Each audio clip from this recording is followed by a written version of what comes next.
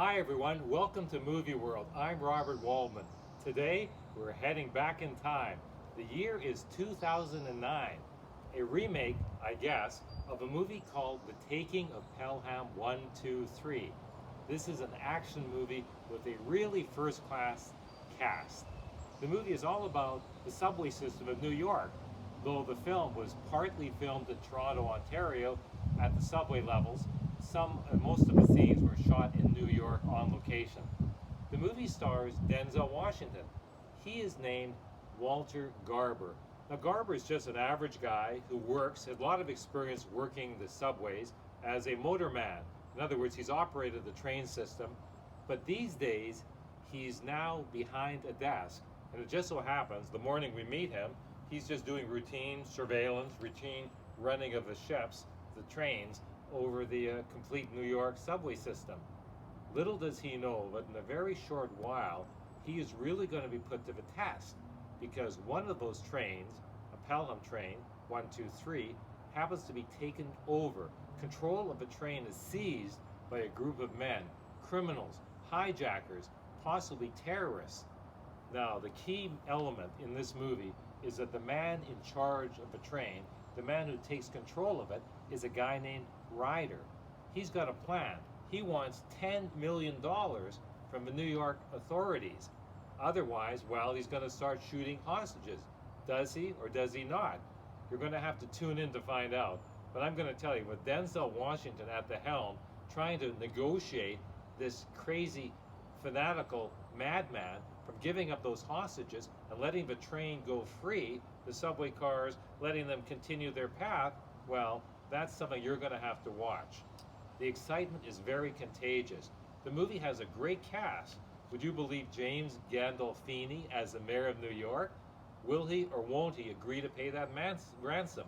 What about his advisors? Are they going to say, give in to the terrorists? And just what is Ryder's ultimate motive? Is it just 10 million, or does he have some other nefarious plan? Along for the ride, inside the train, are a couple of train killers, as you could imagine, toting guns, terrorizing the people on board the subway.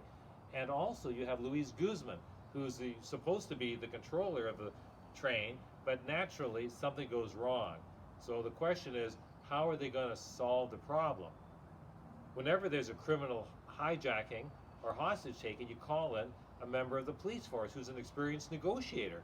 Well, in this case, naturally, the transit authority tell the New York City police what's happening, and they send down their best hostage negotiator, played with complete confidence by John Turturro, who always turns in a good performance.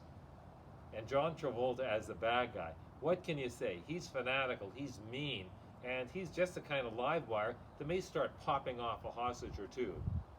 This movie, The Taking of Pelham 1, 2, 3, is based on a book, and there was a previous movie from 1974 that also was by the same name and had the same plot.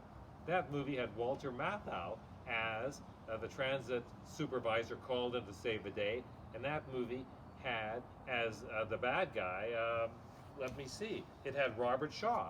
That's why I'm wearing a 007 cap, because Robert Shaw, who played Quint, Captain Quint in Jaws, the movie that made Steven Spielberg a director, well, he played a Spectre assassin of a 1964 James Bond thriller, From Russia with Love. And if you haven't seen those old James Bond classics, you don't know what you're missing. On a scale of 1 to 10, I gotta tell you that The Taking of Pelham 1, 2, 3, it delivers the goods. It's corny, but it's very exciting, and it's engaging, and it's directed by Tony Scott. Now that name may sound not familiar to you, but it should be, because he made a little small movie with a relatively small actor at the time who would become a superstar of the highest order, namely Tom Cruise. The movie Tony Scott gave us, Top Gun. Still a rousing story. And this movie, The Taking of Pelham 1, 2, 3, is good. I loved it. On a scale of 1 to 10, The Taking of Pelham 1, 2, 3 is worth an 8. Thank you for watching. And I want to give kudos to my cameraman today, my new director, Christopher, who's doing a great job. Thanks, Christopher, for helping. Robert Waldman for Movie World. Thanks for watching. Hope to see you soon.